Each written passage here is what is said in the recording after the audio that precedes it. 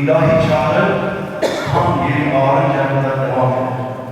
Rabbul Alemin bu ilahi çağrıdan, ilahi rahmetten, sema kapısından, bereketinden istifade etmeye hepimize nasip müyesser eylesin.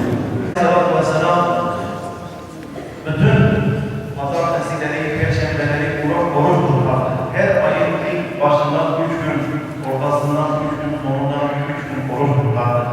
Recep ayında orucunun sayısını artırırdı ama Şaban ayında daha çok oruç tutardı. Hazreti Ayşe Hanım'ın ifadesiyle hiç bozmayacakmış, hiç ara vermeyecekmiş gibi tutardı.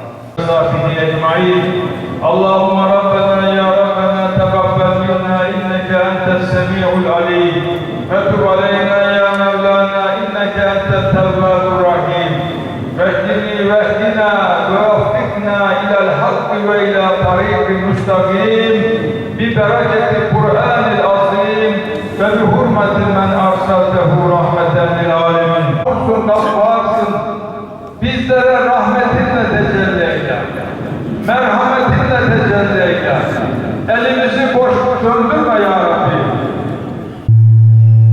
Allahu Ekber,